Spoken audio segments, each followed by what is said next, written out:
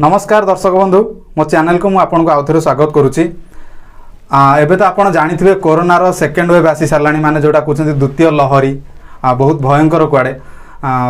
तो are main कारण हूँ जनसाधारण केते सतर्क अच्छा, जनसाधारण मास्क यूज करुँच ना नहीं। तो से मास्क उपर आज आम आलोचना करवा। आमर जड़े मास्क बेपारी को आम डाकिचु, आम डाकिबा आम चैनल को डाकिबा, स्वागत करवा। सर प्लीज आम चैनल को आसतु प्लीज। नमस्कार नमस्कार सर ये कौन सर एमती लगे सर मुझे बुझी पानी। ओहो ए मास्क सर टिके डिस्टेंस मेंटेन करो। अच्छा ठीक है ठीक है सर टिके एडा काढी दियंतु सर, काढी दियंतु सर। एगुड़ा शुणु सर एमती सर कौन पाई लगे मास्क मुंडरे तो ठीक लगे मुहरे नाकर लगे ठीक अछि मु कहि देउछि कहि देउछि। अच्छा एटा रखिबे सर। हां रखंतु सेटा आराम से रखंतु रखंतु। हां हां काई कोडी कैमरा एई सर कैमरा आगे सर आपन। नमस्कार। देखो मास्क सरकार हूँ किंबा मेडिकल स्टाफ हूँ समस्त बन किंतु आजिकल लोक किसी फैशन कर सारे। किसी लोक अच्छा मास्क एमती पिंधुंट किसी अच्छा एमती पिंधुंट किसी अच्छा एमती पिंधुंट नाक तल कर पिंधुंट। तो से अनुसार डिमांडिंग अनुसार आम बनाऊे। तो मुझे एमती लगेली लोक कारण मुझे देखी किसी लोक नाक न पिंधि ये पिंधे कार थोड़ा बाल न सी आराम से ये पिंधिदेव कार दाढ़ी एति थी सी लगेदेव कार पाटी फाटी गंधु सी लगे। सरकार बारंबार कौन मास्क टाक आप एमती लगातु आ लोक बुझे लोक एमती लगे एमती लगे एमती लगे एमती लगे। तो से मार्केटिंग से भाई ही करे। अच्छा सर। हाँ सर आम दर्शक बंधु मान आपंकर परिचय टी जन दिंतु। ओहो नमस्कार मो ना हूँ करुणा। पाटी गंधे लगी सर करुणा कर मो ना हूँ करुणा कर। मु जड़े मास्क बेपारी आउ जहाँ हो कि भल दी पैसा रोजगार कर। जो रिसेंट गोटे न्यूज आसी कि जोटा कौन मुझे केमती कौन कि मो पाक जहाँ आसी कौन पाड़ द्वारा कोरोना व्यापी थाए। तो से रिसेंट मो पाखापाखि लंच कर गोटे चढ़ी गोटे बनई जोटा आप पिंधि पारे आ द्वारा भी कोरोना हेनी। माने आप विश्वास करेंगे धर चटा पिंधिले कोरोना रही भितर बाहर जीव ऑक्सीजन। एबे रिसेंट बनई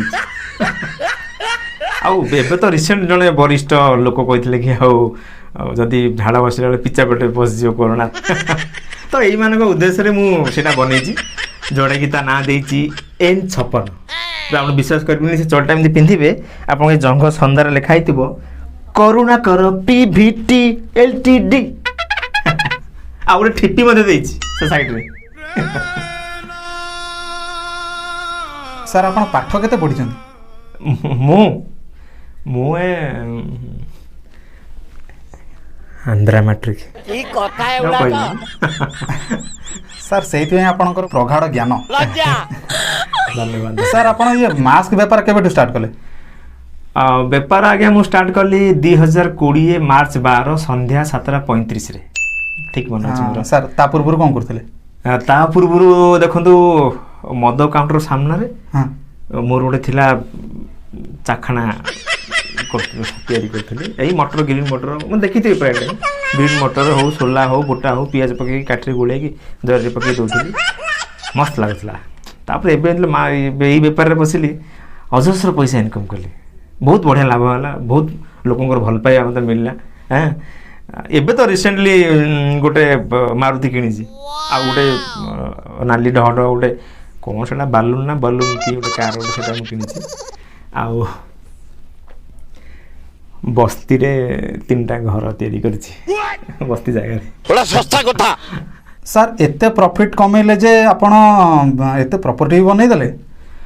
सर आपनकर कौन सब ये जो लाभर मार्जिन कौन सा ठीक कहूँ? मार्जिन देखो आमे तो बेपारी आमे आप ठीक कथा कहि परिबो आपण कहबी जदि कैमरा बंद करियो कहबी। हां सर एटा काटी दो। हां सर कोन देखो एटा को आमे किणुछु 3 टका 4 टका देबी आ ताको मार्केट रे बिकुछु पाखापाखि 40 टका 50 टका 60 टका एमती 100 टका भी हो जाउची। तो ये तो दुनिया पैसा है कारण मझे हठात पीसीआर पशि आसला माने को एरिया कि मार्केट रे धर के पिंधि नथिबे सांगे सांगे दौड़ी भाई भाई भाई भाई मास्क दे ମୁଁ ସାଙ୍ଗେ ସାଙ୍ଗେ ଏଇଟାକୁ ବିକିଦେବି 60-70 ଟଙ୍କା ଏଗୁଡ଼ା କିଣା 3-4 ଟଙ୍କା ପଡ଼ୁଛି ଆଜ୍ଞା। ଆଉ ଏବେ ତ ରିସେଣ୍ଟଲି ଗୋଟେ ଝିଅ ପିଲାଟା ଆସିଥିଲା ମାନେ ବିଶ୍ୱାସ କରିବୁନି ସେ ଲଗେଇ ଜାଣିନି ତ ମୁଁ ସେଠୁ ତାକୁ ଲଗେଇଦେଲି। ଆଉ କ'ଣ ସାର୍ ଲଗେଇଦେଲେ? ଆରେ ମାସ୍କ ମ ଲଗେଇଦେଲି। ତାପରେ ମୁଁ କହିଲି ଭାଇ ମ୍ୟାଡ଼ାମ୍ ଦେଖନ୍ତୁ ଲଗେଇବା ଚାର୍ଜ ଦିଅନ୍ତୁ ଇଏ ଚାର୍ଜ ଦିଅନ୍ତୁ ଏମିତି ବାହାନା କରିକି ତାଠୁ ପାଖାପାଖି 150 ଟଙ୍କା 200 ଟଙ୍କା ନେଇଗଲି। ସାର୍ ଏବେ ବି ଆପଣ ସାର୍ କିଣିକି ବିକୁଛନ୍ତି? ଏବେ ଏବେ କିଣୁନି ମୁଁ ବନ୍ଦ ଅଛି ତ। ହଁ ହଁ କ୍ୟାମେରା ବନ୍ଦ ଅଛି। ଏବେ ମୁଁ କିଣୁନି। ଏବେ ମୁଁ ଯେଉଁ ବସ୍ତିରେ ଘର ନେଇନି କି ସେଇଠି ମୁଁ ପିଲା 3ଟା ରଖିକି ତେବେ ତିଆରି କରୁଛି।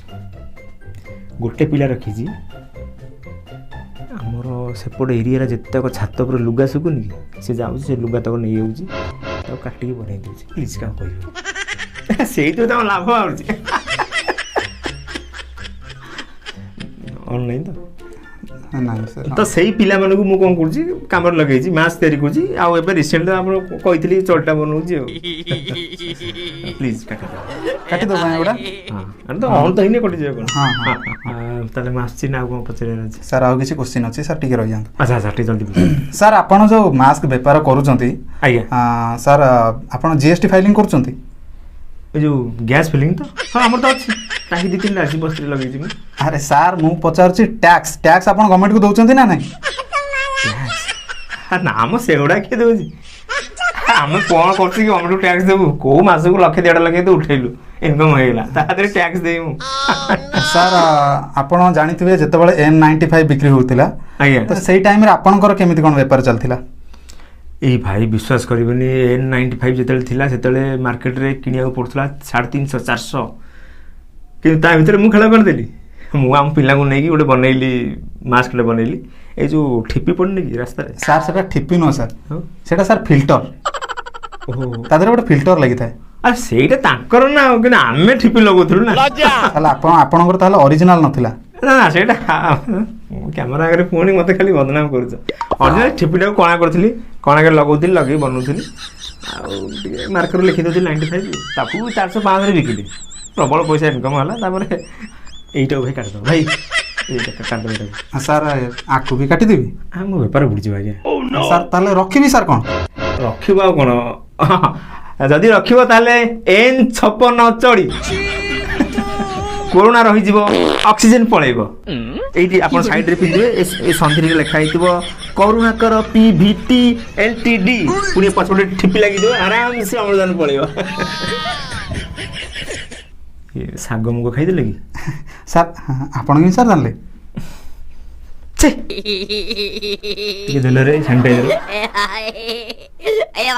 ତ ଇଏ ଥିଲା କରୁଣାକର ବାବୁଙ୍କର କଥା ଯିଏକି ଜଣେ ପେଶାରେ ମାସ୍କ ବେପାରୀ। ତ ଭିଡ଼ିଓକୁ ଶେଷ କରିବା ପୂର୍ବରୁ ମୁଁ ଏତିକି କହିବି ଯେଉଁ କରୋନା ଜନିତ ମହାମାରୀ ଅଛି ତାଠାରୁ ଦୂରେଇ ରହିବା ପାଇଁ ଘରେ ସୁରକ୍ଷିତ ରୁହନ୍ତୁ, ସୋସିଆଲ ଡିଷ୍ଟାନ୍ସ ମେଣ୍ଟେନ୍ କରନ୍ତୁ ଆଉ ପ୍ଲିଜ୍ ମାସ୍କ ଟିକେ ସଠିକ୍ ଭାବରେ ପିନ୍ଧନ୍ତୁ। ଦେଖନ୍ତୁ ମୁଁ କେମିତି ପିନ୍ଧୁଛି ଦେଖନ୍ତୁ ପାଟି ନାକ ଯେମିତି କଭର ହେଉଥିବ ଦେଖନ୍ତୁ ଏମିତି ମାସ୍କକୁ ପିନ୍ଧନ୍ତୁ। ରହୁଛି ପୁଣି ଆସିବି ନେକ୍ସଟ ଭିଡ଼ିଓ ନେଇକି। ନମସ୍କାର। ଆରେ ସେ କେମିତି ଜାଣିଲା କି ରେ ମୁଁ ଶାଗ ମୁଗ ଖାଉଛି ବୋଲି?